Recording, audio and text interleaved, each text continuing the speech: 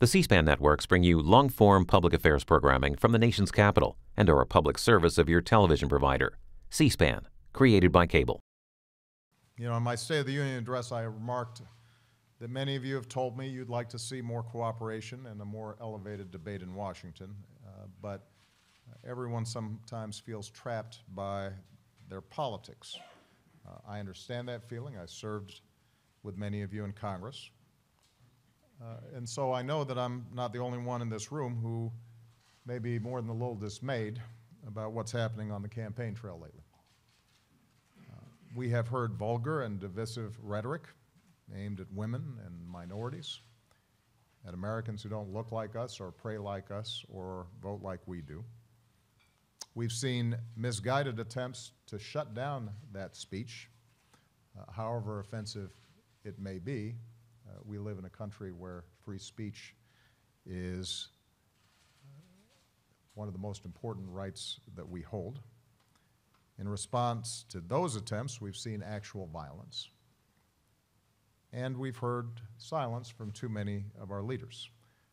Speaker Ryan, I appreciated the words on this topic that you shared with us this morning, but too often we've accepted this as somehow the new normal. And it's worth asking ourselves what each of us may have done to contribute to this kind of vicious atmosphere in our politics. I suspect that all of us can recall some intemperate words that we regret. Certainly I can. And while some may be more to blame than others for the current climate, all of us are responsible for reversing it. For it is a cycle that is not an accurate reflection of America, and it has to stop.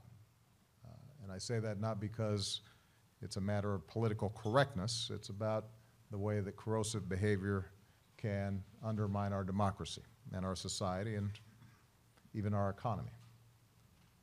In America, there aren't laws that say that we have to be nice to each other or courteous or treat each other with respect, but there are norms. There are customs. There are values that our parents taught us and that we try to teach to our children, to try to treat others the way we want to be treated. The notion that kindness breeds kindness. The longer that we allow the political rhetoric of late to continue, and the longer that we tacitly accept it, we create a permission structure that allows the animosity in one corner of our politics to infect our broader society. And animosity breeds animosity. And this is also about the American brand. Who are we? How are we perceived around the world? There's a reason that America has always attracted the greatest talent from every corner of the globe. There's a reason that Made in America means something. It's because we're creative and dynamic and diverse and inclusive and open. Why would we want to see that brand tarnished? The world pays attention to what we say and what we do. And this is also about what we are teaching our children. We should not have to explain to them this darker side of politics. We should not be afraid to take them to a political rally or let them watch political debates. We should be teaching them that this democracy is a vibrant and precious thing, and it's going to be theirs someday, and we want them to elevate it. Now, I had the cast of Hamilton at the White House yesterday, who were doing an incredible job getting our young people excited about the possibilities of democracy and the power they have to play a part in it. And these young people, drawn from every race and every background from all across the city, you could just see the excitement that they had, the notion that they were somehow connected to the story of a Hamilton or a Washington or a Franklin or a Madison.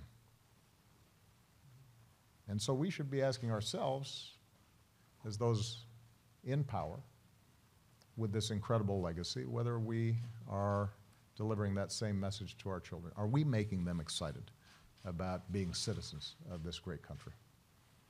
So, when we leave this lunch, I think we have a choice. We can condone this race to the bottom or accept it as the way things are and sink further, or we can roundly reject this kind of behavior, whether we see it in the other party or, more importantly, when we see it in our own party, and set a better example for our children and the rest of the country to follow.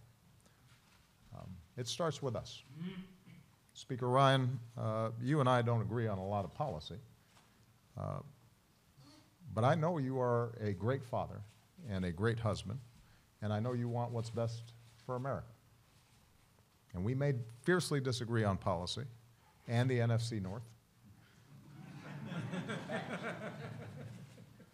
but I don't have a bad word to say about you as a man, and I would never insult my fellow Irish like that. The point is, we can have political debates without turning on one another. We can disagree without assuming that it's motivated by malice. There are those here who have fought long and hard to create peace in Northern Ireland and understand what happens when we start going into these dark places, the damage that can be done, and how long it can take to unwind. And so we can treat one another as patriots, even if we disagree, as fellow Americans who love this country equally, because it's a place that frees us to have different ideas and different points of view. So I reject any effort to spread fear or encourage violence or to shut people down when they're trying to speak or turn Americans against one another.